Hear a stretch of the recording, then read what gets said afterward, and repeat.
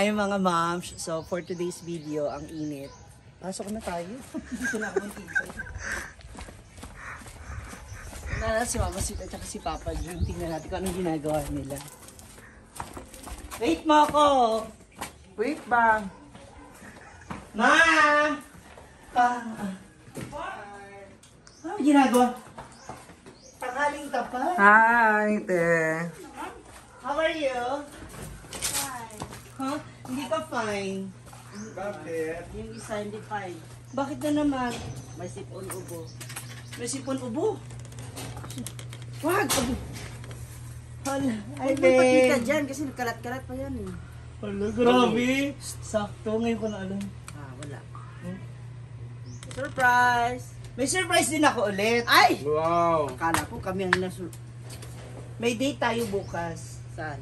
Saan punta? Basta dyan lang, kailangan nakaayos kayo.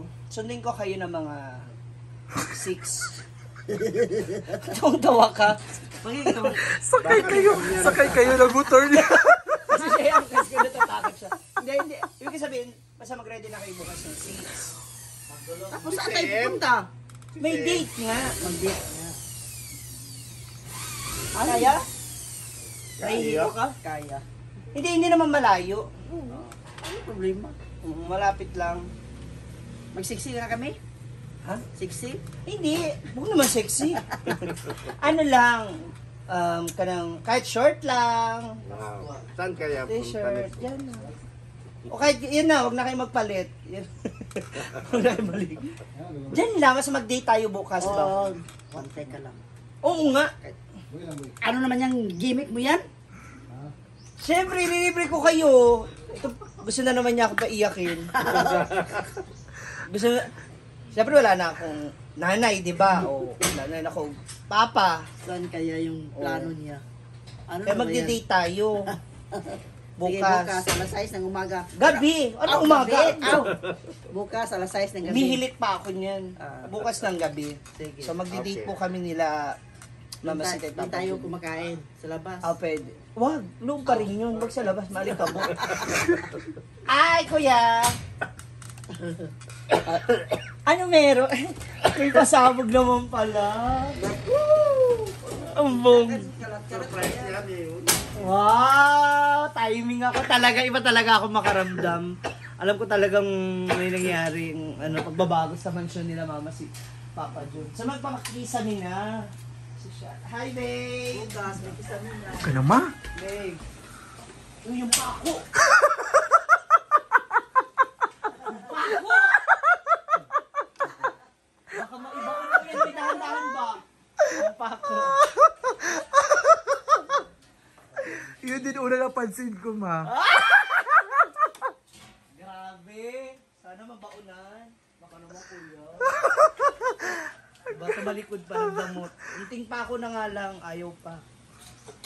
Ilang kwarto gagawin mo dito, ma? Isa lang. Ay, yung para sa inyo na yung major room. Iba naman posisyon. Ha? Ibang posisyon na naman? Kita mo. Ah, taray. Parang ang lamig. Mas malamig siya ngayon. Kasi siguro dahil, lumuwag. Kasi gawa nung, Malawak na wala naman malinis yun. oo, diba? Yung division. Oy. Taray. Iba talaga si Papa Jun. Gagawa na sila na sarili talaga nilang pugad. Kanang pagpupunlaan ng kanilang anak. Taray. Babe, yung pako. Babe, baon mo na ba? Tsada ang galing mo. Saka yun na maganda kasi mataas yung yung ceiling ba? Kaya hindi agad-agad tatagos yung init. Ang ganda mo. I love it. Dapat 2 room para sa may bisita. Sabi, Pag may bisita, sa kabila, di ba? doon na sa mansyon matulog, di na dyan. Sa bagay. Ito kasi sa inyo na to. Para private. So siya. Ay! Ha? Ano matulog? Babe, yung pako ba? Nadidistract ako. Baka makapakang ko yan. Alright. Kanina, sino mo lang? Ngayon lang? Oh. Oh? Na. Ako pala unang nakadiscover. Oh, ikaw pala. Gulat nga, gulat Kala ko, nga. Nandun na ako. Akala ko, alam mo na nga eh. Hindi Kasi ba? pumunta ka dito. Nandun na, di ba nandun na tayo? Nandun na kami sa papark shop. Ay, dali. Bumalik ka. Balikan natin sila mama, sabi ko, para masabihan ko ng personal. Kasi nga, yung plano bukas. Basta ano to, may kinalaman pa rin to sa inyong kasal.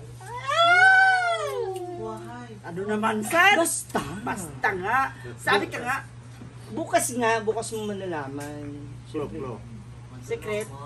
Basta ano, may kinalaman pa rin siya sa inyong kasal. Siyempre kasi, di ba ano nyo, wedding ano nyo pa rin, kumbaga wedding year nyo pa rin.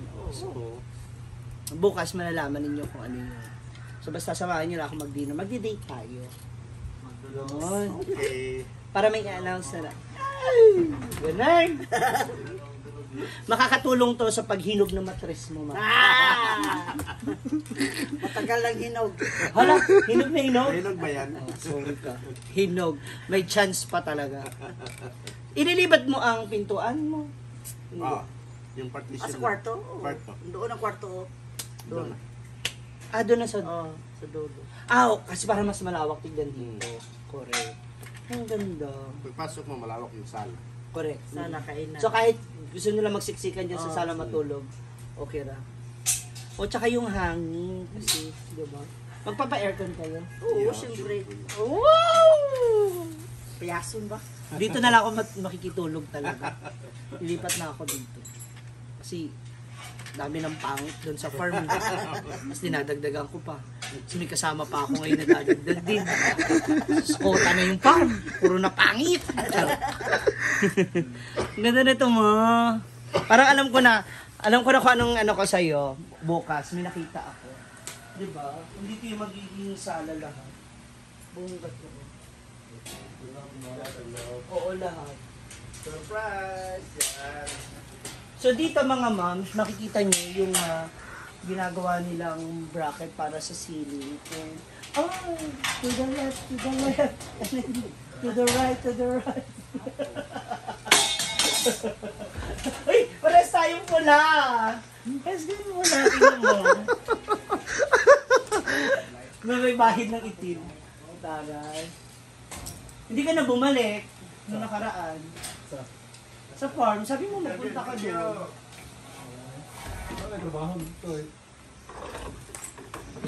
Hindi siya pumayag. Kasi sabi ko 120 na lang natitira kong pera.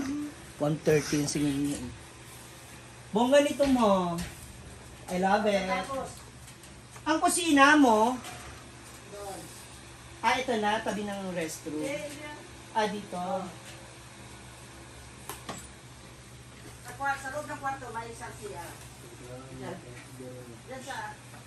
Ito. Ito yung magiging room. Oh. Major room. Bongga mo. Mas ano siya. Mas malaki, mas maaliwalas na magiging itsura ng bahay. Mag-ano ka? Magta-tiles? Yes, of course. So, paano? So, paano magta-tiles? Si Mama Sita rin mapagpatol eh. Tingnan mo. Vinyl or carpet? Vinyl carpet? Tiles na eh. Tiles? Sabi niya yung tiles. Ay, oo nga kasi. Ayun pala yung mga tiles. Hindi yan. Bili ka din ng bago. Ha?